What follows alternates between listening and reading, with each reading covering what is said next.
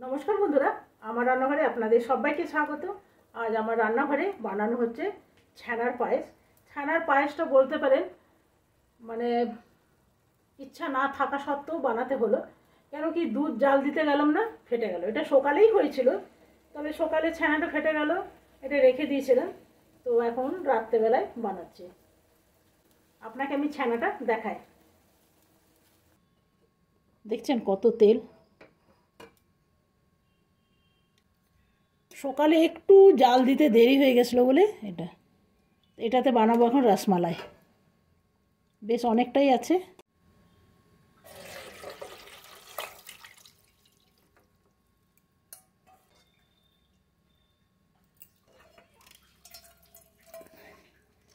হাতে করে চিপে চিপে যতটা পারি জল বার করে নেব।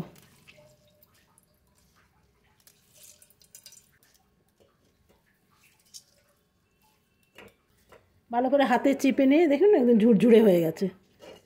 দেখছেন জল বেরোচ্ছে না? জানি না এটা হবে কি না।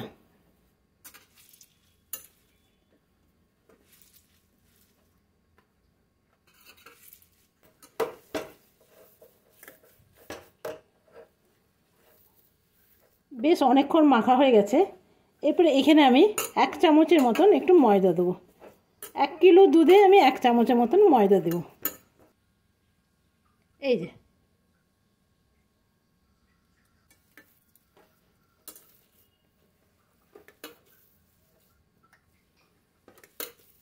বেশি ময়দা দিলে শক্ত হয়ে যাবে।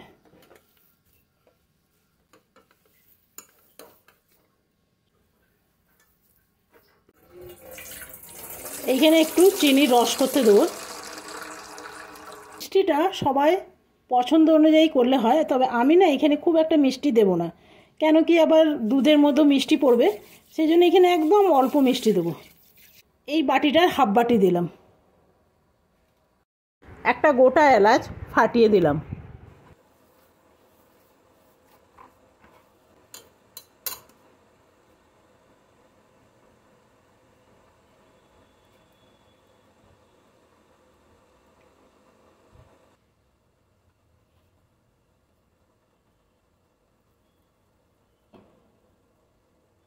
অনেকটা আছে দেখছেন।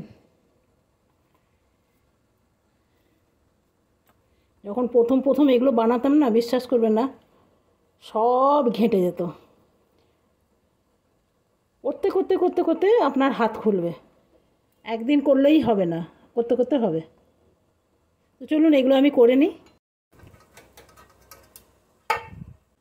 বেশ অনেকগুলো হয়েছে 1 কিলোতে, কিন্তু অনেক হয়েছে। এটা ফুটে গেছে।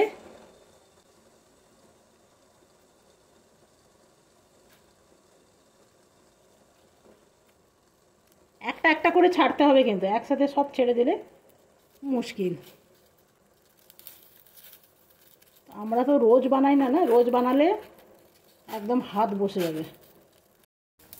অনেকে এইখানে ময়দা টয়দা দেয় যাতে ফেনা হয়, কিন্তু জানেন মিষ্টির দোকানওয়ালারা কি দেয় জানেন? রিঠা জল করে এর মধ্যে দিয়ে দেয়, তাহলে একদম ফেনা হয়ে ওঠে। রিঠাটা একটু সাবান জাতীয় জিনিস, তো সেই জন্যে এটা ফেনা হয়ে ওঠে। 10 থেকে 15 মিনিট লাগবে এটা হোক। আর আরেকটা জিনিস জানেন, আমার এদিকে গ্যাসটা খারাপ হয়ে গেছে, মানে চুলহাটা। এখন কোনো উপায় নেই, এটা হলে তারপরে আমি দুধ জাল দিতে পারবো।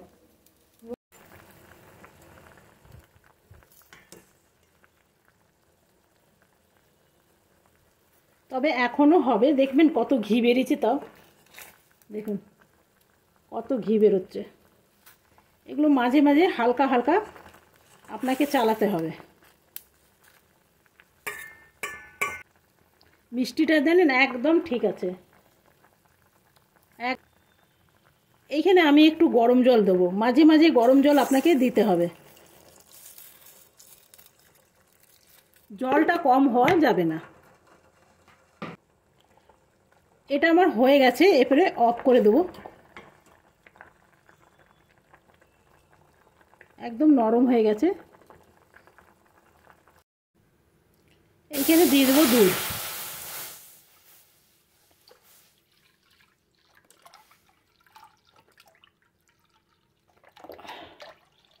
তবে একটা কথা বলে রাখি, এখানে একটু দুধ হলে ভালো হতো, যেহেতু দুধটা আমার ফেটে গেছে, তো বাড়িতে হাফ লিটারই দুধ ছিল, সেটাই দিয়ে দিলাম।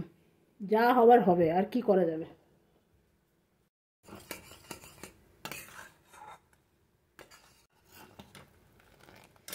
তবে আমি এখানে চিনি দেবো না, দেবো মিল্ক মেড। এটা আমার বাড়িতেই ছিল, এই যে এটা দিলে চিনি দেওয়ার দরকার পড়ে না।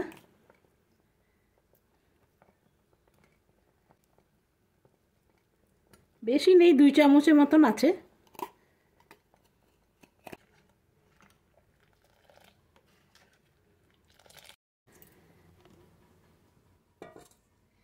এরপরে এখনও এগুলো একটু একটু গরম আছে,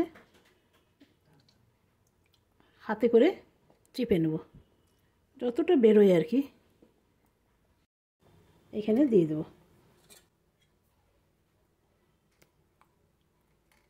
প্রত্যেকটাই হাতে করে চিপে চিপে দিলাম।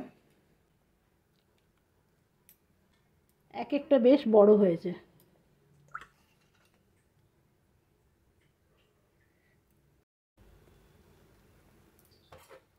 দেখুন এটা আমার হয়ে গেছে, আর রসগুলো ঢুকে কি সুন্দর হয়েছে দেখুন। তো এটা ঠান্ডা হয়ে গেলে কিন্তু গাঢ় হয়ে যাবে, সেই জন্য আর আমি কম করব না, এই রকম নামিয়ে দেবো। ঠান্ডা হয়ে গেলে একদম বসে যাবে। এখানে নিয়ে নিলাম একটা মাটির ভাঁড়। তবে এটা ঠান্ডা, একটু ঠান্ডা করে ফ্রিজে রেখে দিতে হবে, তারপরে এটা খেলে যা টেস্ট লাগবে না, বিশ্বাস করবে না। আর মাটির ভাঁড়ে রাখলে একটু দোকানের মতন ফিলিংস আসবে। তো কেমন লাগলো বন্ধুরা অবশ্যই জানাবেন। ভালো লাগলে একটা লাইক করতে ভুলবেন না। দেখছেন কী সুন্দর লাগছে।